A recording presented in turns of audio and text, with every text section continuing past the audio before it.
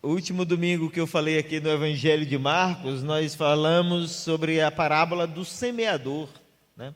Fizemos a exposição da parábola do semeador. Hoje nós vamos falar de mais 3 parábolas.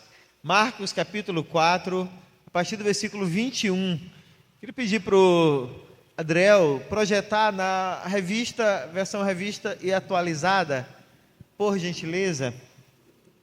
Quem quiser acompanhar por lá, acompanha nessa versão. Obrigado.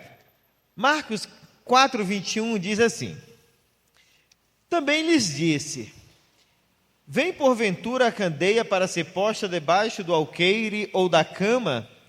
Não vem, antes para ser colocada no velador, pois nada está oculto senão para ser manifesto, e nada se faz escondido senão para ser revelado.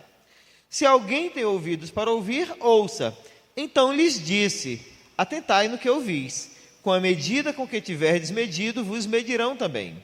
E ainda se vos acrescentará, pois ao que tem se lhe dará, e ao que não tem, até o que tem lhe será tirado. Disse ainda: O reino de Deus é assim como se um homem lançasse a semente à terra. Depois dormisse e se levantasse de noite e de dia, e a semente germinasse e crescesse, não sabendo ele como. A terra por si mesma frutifica, primeiro a erva, depois a espiga, e por fim o grão cheio na espiga. E quando o fruto já está maduro, logo se lhe mete a foice, porque é chegada a ceifa. Disse mais: A que assemelharemos o reino de Deus?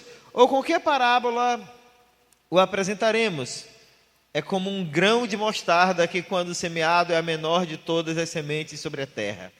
Mas, uma vez semeada, cresce e se torna maior do que todas as hortaliças e deita grandes ramos, a ponto de as aves do céu poderem aninhar-se à sua sombra.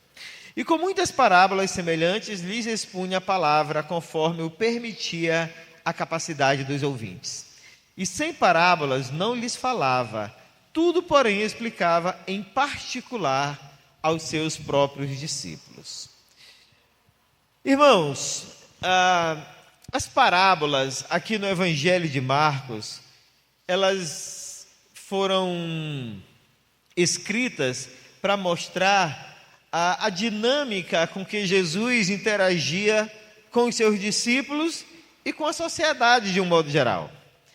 A intenção de Marcos, quando escreveu essas parábolas, é mostrar que Jesus se relacionava de uma forma assim, muito intensa com as pessoas ao seu redor. É por isso que todas as parábolas aqui neste evangelho, elas envolvem um cenário de ação e de atitudes que estão sendo tomadas por parte de Jesus.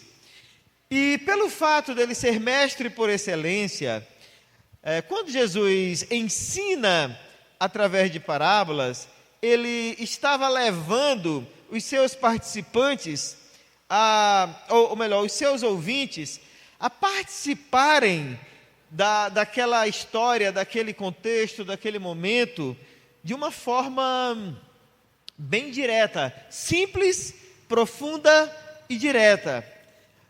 Mas enquanto Jesus convidava os seus ouvintes, os seus discípulos, a participarem da parábola, a se sentirem parte da história, a se envolverem, se identificarem com essa história, para os seus opositores, para aqueles que rejeitavam o Evangelho, para os que o perseguiam, essas parábolas eram como um túmulo fechado, onde eles viam, mas não enxergavam nada, onde eles ouviam, mas não entendiam absolutamente nada. Porque, afinal de contas, queridos, para tais pessoas, as parábolas eram uma mensagem de condenação e não de salvação. Por isso que eles não conseguiam entendê-las de forma nenhuma. Mas, para aqueles que aceitavam esta mensagem, elas tinham o propósito de mostrar o poder da palavra de Deus no estabelecimento do seu reino aqui nesse mundo. Essas 3 parábolas aqui, em especial, a parábola da candeia, a parábola da semente e a parábola do grão de mostarda, elas estão diretamente ligadas ao poder da palavra de Deus no estabelecimento do reino. Vejam, a primeira, que é a palavra da candeia, ela fala da resposta do homem a essa palavra, a palavra do evangelho. A segunda, que é a parábola da semente, ela fala do poder intrínseco que existe na palavra de Deus. E a terceira, que é a parábola do grão de mostarda, ela fala da capacidade de crescimento que esta palavra tem. Com isso, irmãos, nós podemos dizer que o estabelecimento do reino de Deus na terra, ele se dá por meio da palavra. Por isso que a palavra é indispensável para o estabelecimento do reino. Sem ela, não seria possível para o cristão nem conhecer e muito menos se tornar um cidadão desse reino. Porquanto, se não houver o poder da palavra, isto não é possível, isto não é viável. Diante desse cenário, desta consideração, irmãos, eu quero fazer aqui uma exposição breve da parábola da candeia, da parábola da semente e da parábola do grão de mostarda, como figuras do poder da palavra de Deus. E essas três parábolas, elas estão sob o título O Poder da Palavra de Deus no Mundo. Vamos olhar, portanto, para cada uma delas individualmente. A parábola da candeia está aqui nos versículos 21 a 25 que nós terminamos de ler. Aqui nessa parábola, Jesus ele vai usar uma linguagem diferente, mas com o mesmo propósito que ele teve ao ensinar a parábola do semeador. Ou seja, assim como na parábola do semeador, um coração fértil produz fartura, aqui na parábola da candeia, corações férteis iluminam tudo que está ao seu redor. Jesus está falando aqui, irmãos, do poder da palavra de Deus, que produz brilho na escuridão da vida e ilumina o caminho daqueles que são alcançados por ela. Porque assim como a semente que ele usa na parábola anterior, a lâmpada aqui, a candeia, ela representa a verdade que está presente na palavra de Deus. E Jesus vai usar essa figura de linguagem, né? Ele vai falar da palavra de Deus, ele vai falar da verdade que está nessa palavra, como uma luz que ilumina o mundo, porque os líderes religiosos, os fariseus, os mestres da lei, os escribas da sua época, o que eles estavam fazendo, na verdade, era esconder esta palavra, esconder as profecias que falavam do Messias, esconder a mensagem do Antigo Testamento, debaixo de um emaranhado de tradições, debaixo de um sistema religioso pesado, que impedia que o povo conhecesse a mensagem de forma verdadeira. O povo seguia apenas uma tradição, o povo seguia apenas costumes religiosos, mas a palavra que brilha, a palavra que ilumina o caminho, estava sendo escondida debaixo de uma tradição religiosa, de um emaranhado de costumes que não deixava que a verdade viesse à tona. Ela estava sempre sendo sufocada. Mas, ao contrário disso, a palavra foi dada para ser conhecida, irmãos. Ela foi dada para ser explicada, para ser ensinada ao povo, e não para ser abafada. A função dela é brilhar na escuridão. Mas para que ela possa brilhar, ela deve ser colocada no pedestal, e não em um lugar escondido. Quando Jesus faz esta comparação aqui, ele está dizendo aos seus ouvintes que o reino de Deus veio para ser conhecido e visto de longe, como a luz de uma lâmpada que é vista de longe em meio à escuridão. Quem nasceu no interior sabe bem disso aqui. Numa noite escura, uma luz de uma lamparina, mesmo frágil, é vista de longe. Não é assim, irmão Orestes? Mesmo a lamparina com aquele pavio curtinho, de longe a gente identifica que ali tem uma luz. Esse é o propósito, queridos, da palavra de Deus. Não é para ela ficar escondida, não é para ela ficar abafada debaixo de um emaranhado de tradições e de costumes. Vejam que as palavras de Jesus, elas continuam muito pertinentes. O que ele disse naqueles dias não mudou de lá para cá. Afinal de contas, a natureza da palavra de Deus permanece imutável. A exortação de Jesus aos seus ouvintes ali, através desta parábola, irmãos, significa que todo aquele que a recebe deve cuidar para não escondê-la, para não deixá-la abafada debaixo dos seus interesses pessoais, debaixo dos seus costumes particulares, mas deve deixar que esta palavra brilhe em sua vida. Inclusive, a palavra de Deus, ela vai contrastar, a luz da palavra de Deus, ela vai contrastar com outras propostas que tem por aí. Uma vez, isso faz tempo, tá, irmãos? Isso não foi coisa de agora, não. Já está ali mais ou menos com uns 30 anos. Um colega me convidou para ir num centro espírita. E eu ia. Qualquer lugar que me convidasse para ir, eu ia. E aí fui lá eu no centro espírita. E cheguei lá, tinha um caminho. Assim, um corredor cheio de luzinhas. Um monte de luzinhas ao longo do corredor. E eu, que estava ali por pura curiosidade antropológica, né, perguntei ao médium, né, qual era o objetivo daquelas luzes. Ele disse: olha, essas luzes é para guiar o nosso caminho rumo aos nossos antepassados, rumo às nossas experiências passadas, rumo às coisas que ficaram para trás e que nós precisamos entender para saber por que nós somos assim. A palavra de Deus, queridos, a luz da palavra de Deus, ela tem um propósito contrário.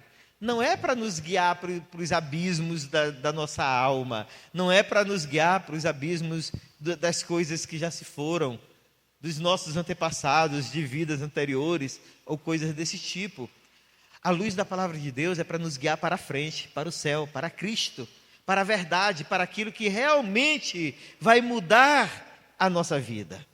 É por isso que quando Jesus ensina aos seus ouvintes, através desta parábola aqui, ele faz essa exortação: coloquem a candeia no lugar onde ela possa brilhar, onde ela possa iluminar realmente o caminho de vocês.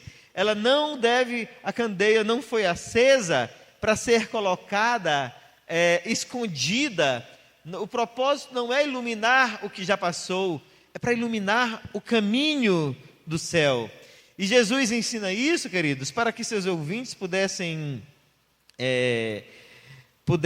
entender que seria pela compreensão que eles passassem a ter da palavra de Deus, que eles estariam aptos a fazer a luz brilhar em suas vidas. Se eles agissem apenas por costume, se eles agissem sem entendimento do que significa realmente a palavra de Deus, eles continuariam apenas meros religiosos, presos às suas tradições e aos seus costumes.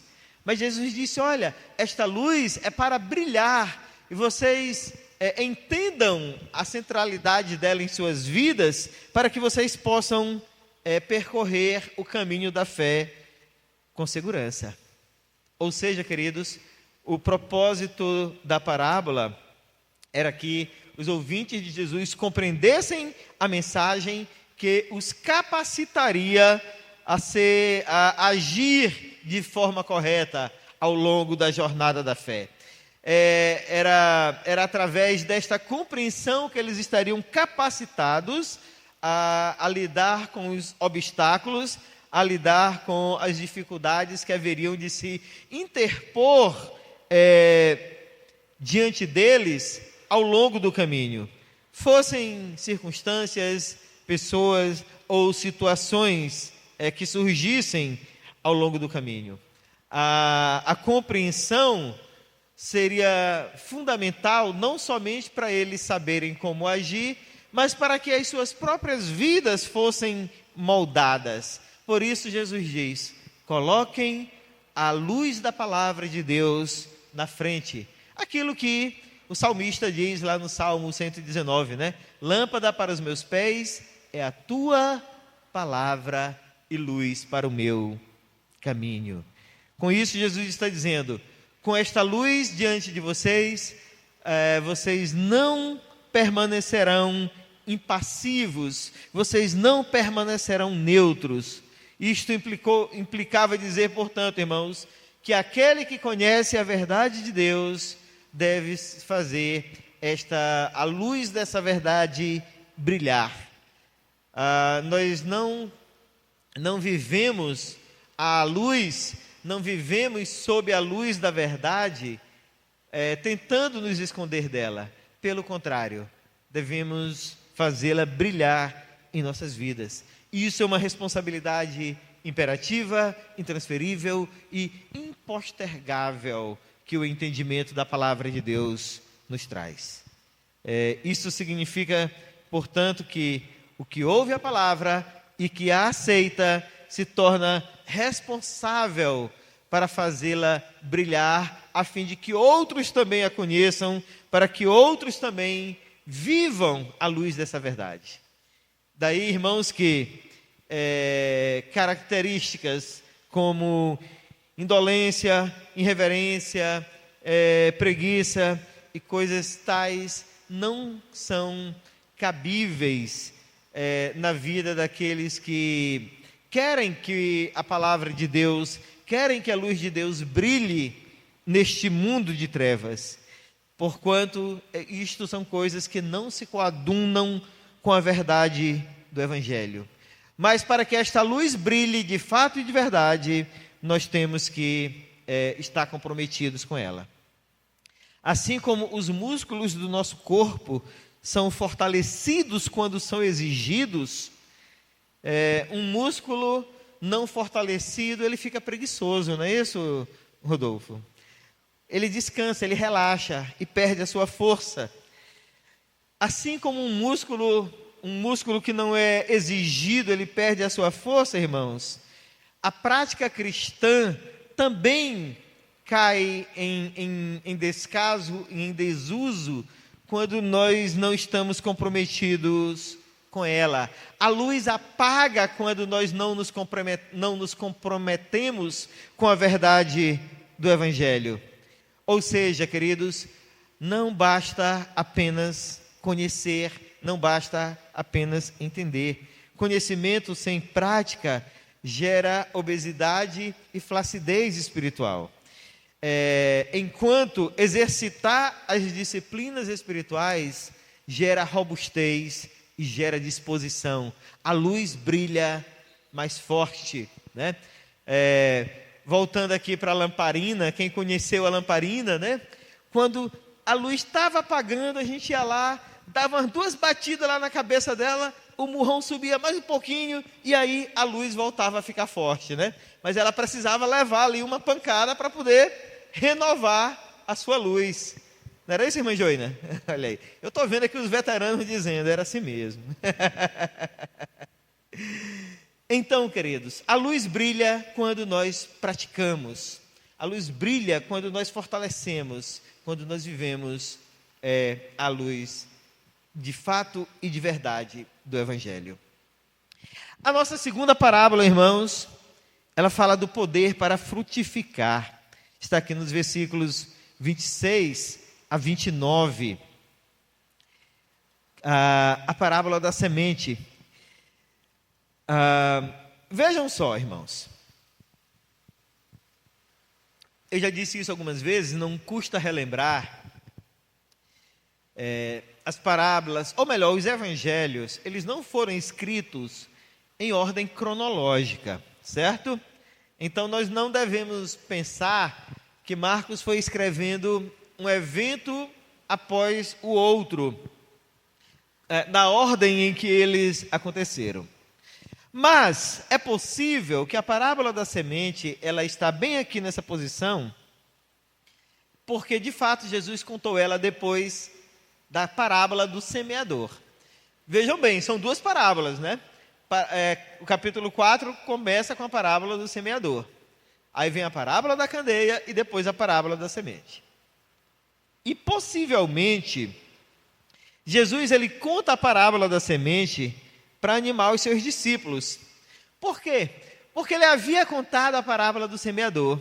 E a parábola do semeador diz o seguinte: das 4 sementes que foram plantadas, apenas uma germinou. 3 delas não frutificaram. E talvez os discípulos tenham ficado com dúvida, desanimados, ficado receosos, né, com a parábola do semeador.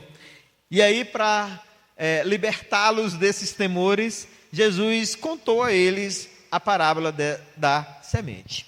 E aqui nessa nova parábola, irmãos, os irmãos podem ir acompanhando, lendo aí, Jesus lembra que, embora aquele que semeia não veja nenhuma evidência do seu esforço, ele vai lá, joga a semente e vai para casa.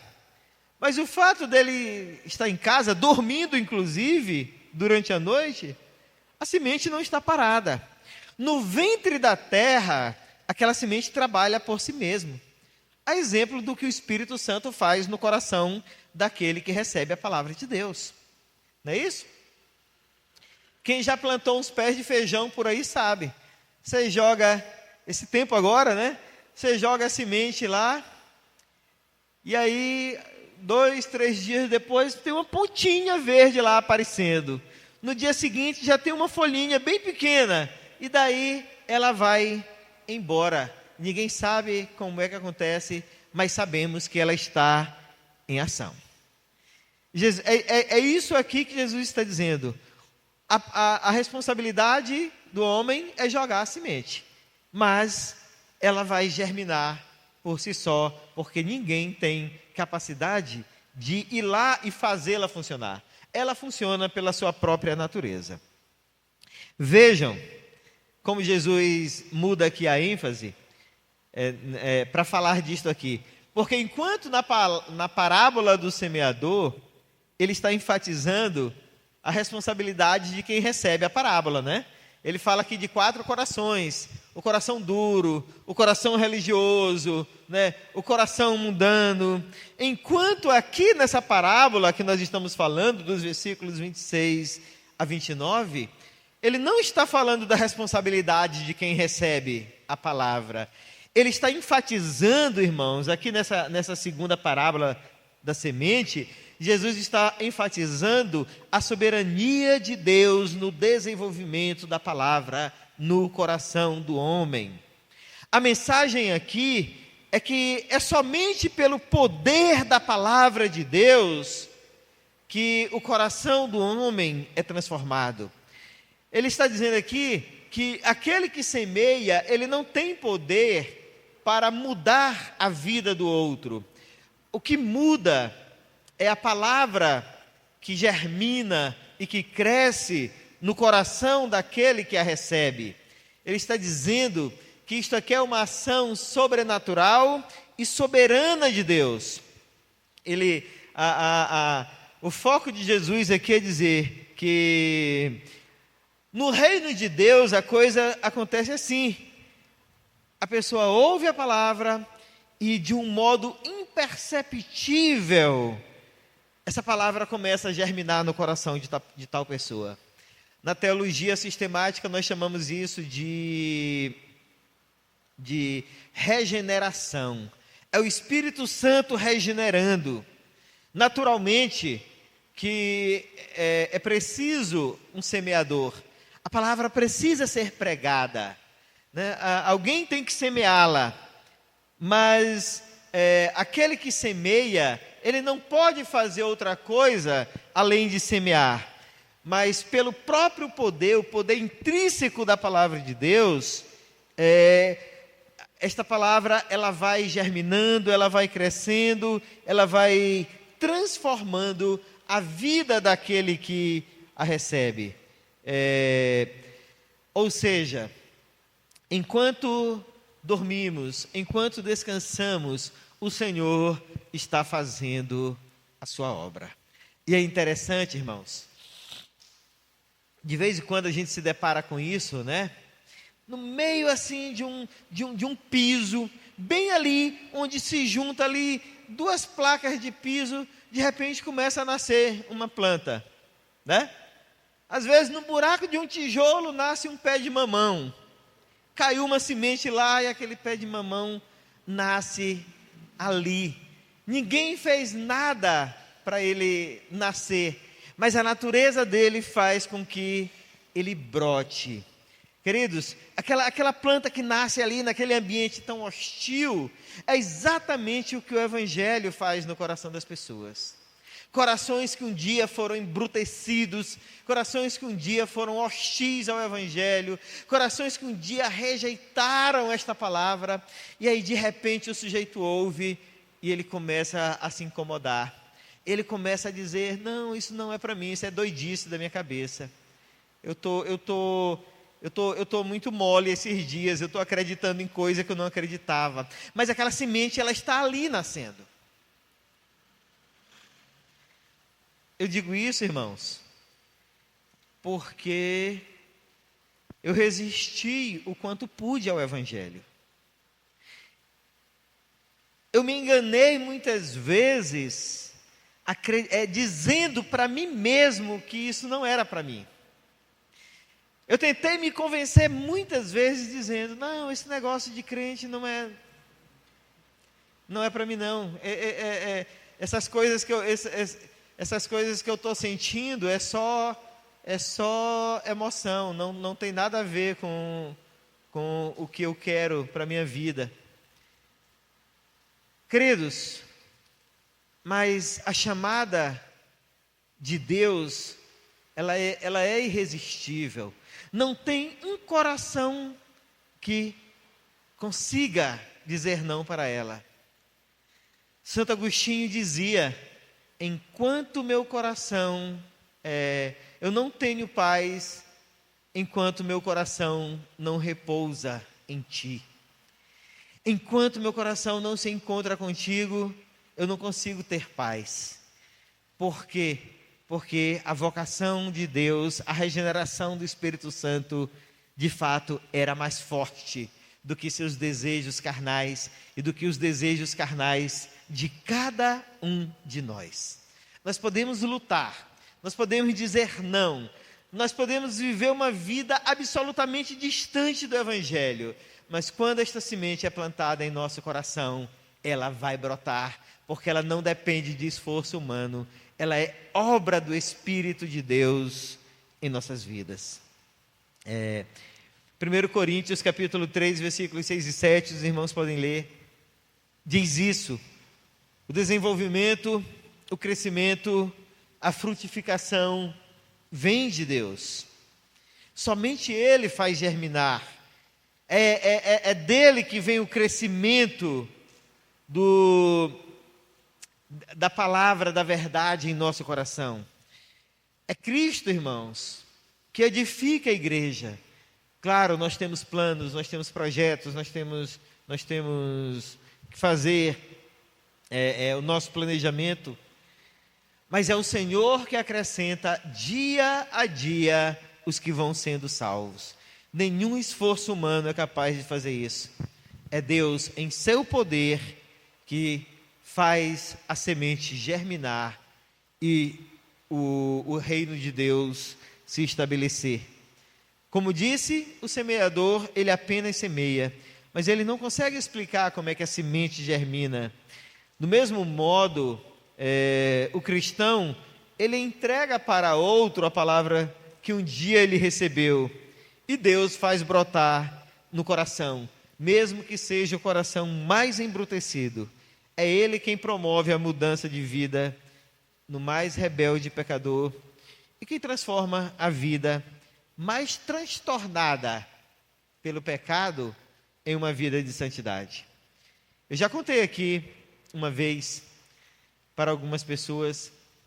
Eu tenho um conterrâneo de infância que de tudo que você possa imaginar de errado, esse sujeito já fez na vida. Das piores coisas.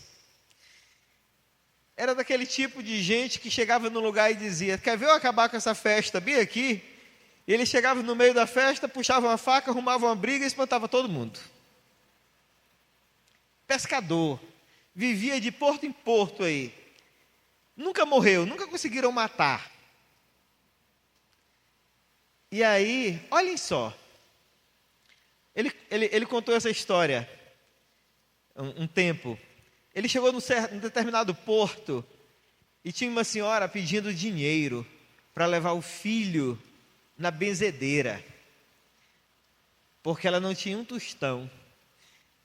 Interessante, a família desse rapaz é cristã. O pai dele foi criado no Evangelho, os irmãos cristãos. E aí ele chegou lá naquele porto e a mulher pedindo dinheiro com a criança muito doente. E ele disse: senhora, não perca tempo com esse negócio de levar esse menino para benzedeira, não. Isso não resolve, não. Leve numa igreja e peça para o pastor orar por ele. Um sujeito completamente perdido na vida. Peça para o pastor orar por ele. E ele continuou a viagem dele. Algum tempo depois ele voltou lá. E a mulher frequentava uma igreja. E a mulher disse para ele, povoado pequeno, não foi difícil encontrar a mulher novamente. E a mulher disse para ele: ei, moço, eu segui o seu conselho. Meu filho ficou bom. E agora eu e ele somos crentes. Vai se entender a forma como Deus age, né? Com um detalhe. Este homem, ele mora em Belém. Hoje é um cristão comprometido com o Evangelho. Ele, a esposa e os filhos ativos na igreja. São comprometidos com a fé e dão testemunho do que Deus fez na vida dele. Irmãos, isto é o poder da palavra de Deus que transforma a vida de pessoas. É a ação miraculosa do Espírito Santo, irmãos, que transforma as disposições mais profundas da alma de uma pessoa. É Ele quem regenera a vida de qualquer um que um dia viveu a revelia de Deus e do seu reino. Portanto, podemos dizer, queridos, a semente que a parábola fala aqui é a ação poderosa do Espírito Santo, que não tem participação humana, porque o homem não tem como colaborar com isso. Mas assim como a semente em segredo, né, ela germina no seio da terra, a fé, ela é promovida à medida que o Espírito Santo trabalha no coração daqueles que ouvem a palavra do Evangelho. Isso quer dizer, irmãos, que quando o Espírito Santo age, a frutificação é inevitável, porque é o poder de Deus em ação.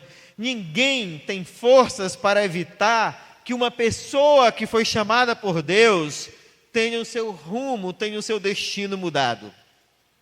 Apesar de toda a rebeldia que o pecado provoca, a obra de Deus, ela é uma obra completa. Quando chega o tempo, ela germina. Isso quer dizer, o reino de Deus, ele não conhece derrotas. Ele sempre frutifica no momento preparado para isso, porque aquele que completou, aquele que começou a boa obra em vós, há de completá-la até o dia de Cristo Jesus. Amados, naturalmente que toda árvore, por maior que seja, um dia ela foi somente uma semente. Toda pessoa que hoje é transformada, tem uma nova vida, foi um ignorante da fé em algum momento da sua vida. Todos os cristãos, eles começam dando pequenos passos, alguns passos inclusive cambaleantes, mas progressivamente crescem, porque é propósito de Deus fazê-los frutificar até chegar à plenitude da estatura de Cristo, conforme o apóstolo Paulo nos ensina lá em Efésios capítulo 4, versículo 13, conforme os irmãos podem ler aí. Isto, irmãos, é a ação do evangelho na vida das pessoas.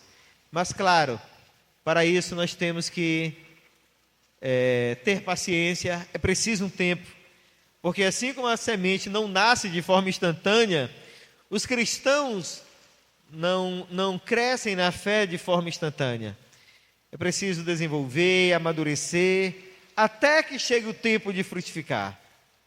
No entanto, todos nós devemos saber que a frutificação é um resultado natural. Todos nós devemos ter esse propósito de frutificar enquanto aguardamos a gloriosa vinda do Senhor Jesus, que virá para colher o seu fruto e queimar a palha, separar o trigo do joio.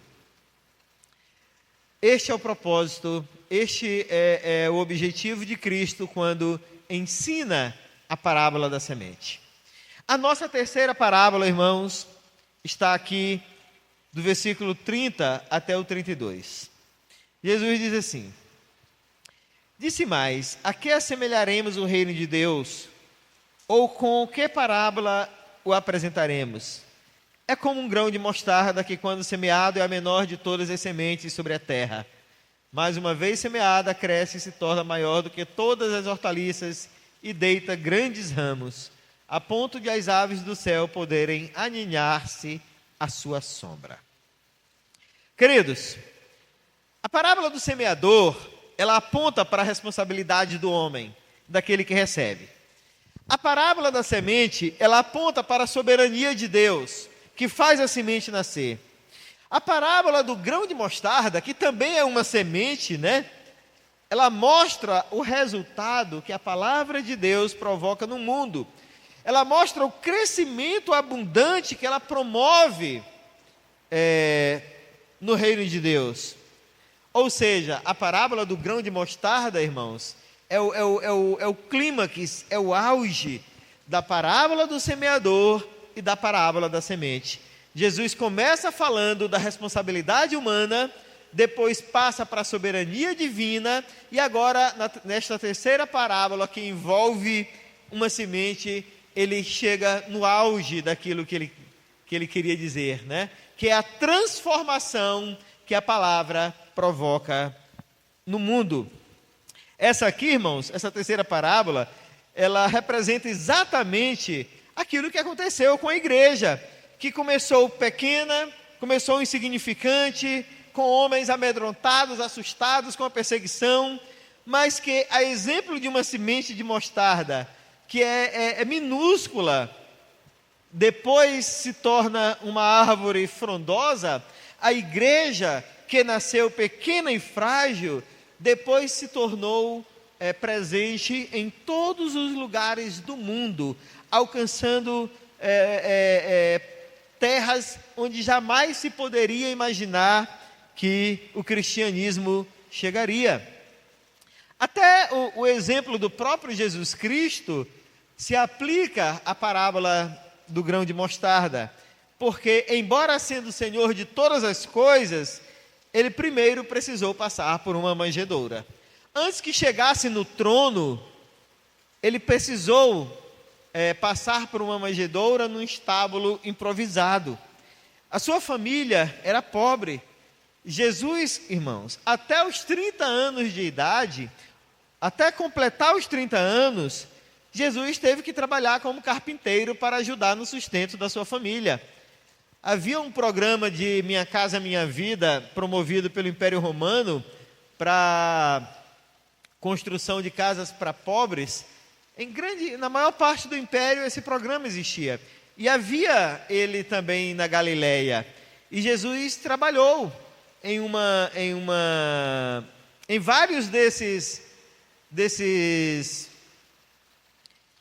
projetos de construção de casa. Como carpinteiro, profissão que ele herdou do pai, ele se tornou responsável também pelo sustento da sua família.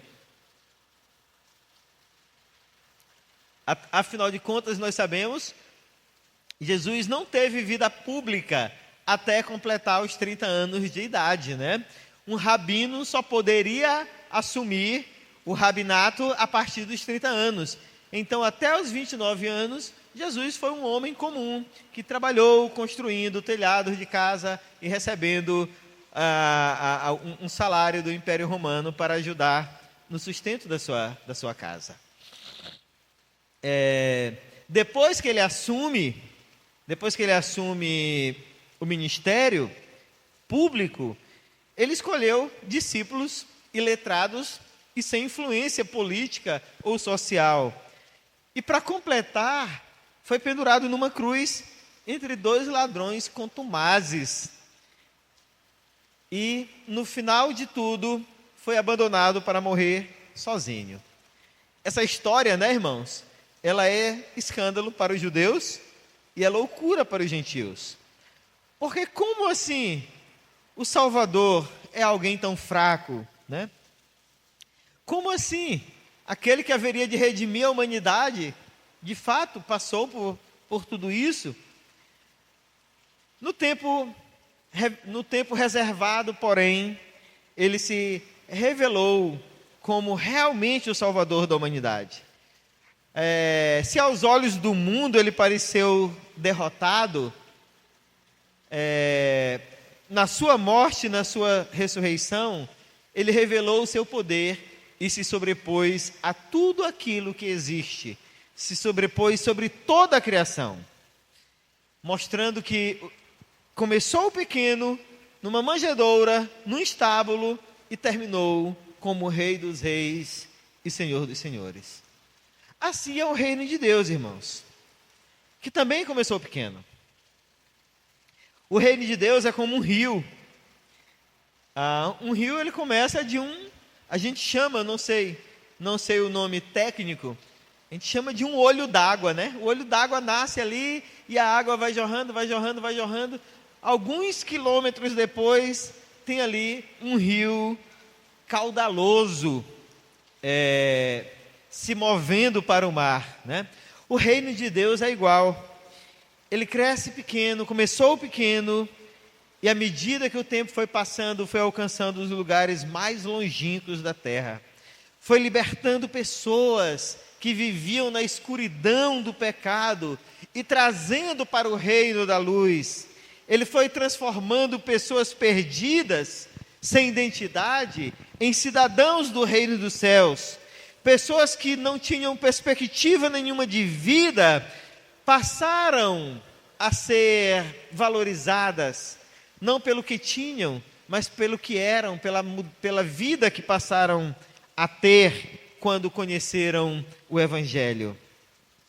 A parábola do grão de mostarda, irmãos, ela mostra o contraste entre um começo insignificante e um desfecho surpreendente. Mostra o contraste entre aquilo que é irrelevante no início e aquilo que é majestoso no seu final. A falta de percepção que o mundo tem sobre o reino de Deus hoje, no entanto, vejam, não altera o seu poder, não altera a sua abrangência, porque afinal de contas, mesmo que o mundo não saiba disso, ele está debaixo do domínio do Senhor Jesus Cristo. Porém, os ímpios só irão descobrir isso no dia da consumação final, né? Onde não somente os homens, mas todo o universo há de convergir aos pés do Senhor Jesus Cristo. Enquanto isso, o mundo ignora, mas Jesus nos ensina: o reino de Deus está presente e Ele tem o domínio sobre todas as coisas. Ou seja, queridos, a semente de mostarda, ela continua em crescimento. Afinal de contas, ainda temos para onde avançar. Mesmo com toda a oposição, mesmo com toda a perseguição, mesmo com toda a descrença, com a ausência de fé, ele continua a prosperar e certamente ele vai alcançar ele vai chegar aonde Jesus tem pessoas reservadas para si, aonde tem cidadãos do reino do céu. A palavra vai chegar e vai alcançar essas pessoas. Assim como a semente de mostarda começou praticamente insignificante e se tornou uma árvore frondosa, a palavra de Deus, que começou em um lugar distante, discriminada, rejeitada e perseguida, está presente em todo o mundo e continua avançando até que Cristo volte. Queridos, dito isto, eu quero concluir aqui com as nossas aplicações habituais. A primeira aplicação, irmãos, lembrando aqui da parábola da candeia, é que a verdade de Deus, ela nunca fica escondida. Ao longo dos séculos, tentaram destruir a Bíblia de todas as formas.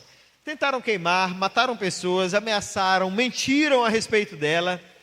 E hoje tentam apagá-la, relativizando a sua mensagem, incluindo uma linguagem que não existe nas Escrituras.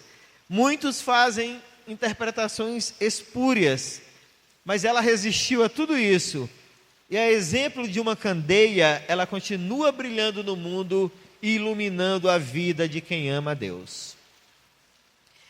A segunda aplicação, irmãos, é que a palavra de Deus, ela continua crescendo em nossos corações.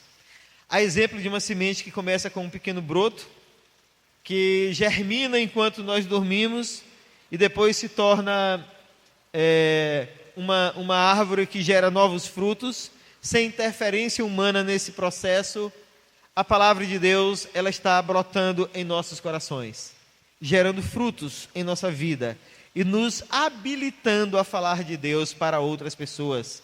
Ela cria um movimento contínuo e ascendente em nossas vidas, conduzido pelo Espírito Santo que habita em cada um de nós. Creiamos nisso. A terceira aplicação, irmãos, é que toda chegada tem uma partida, todo topo tem uma base, né? Ninguém começa a subir uma escada pelo degrau lá de cima, começa pelo de baixo.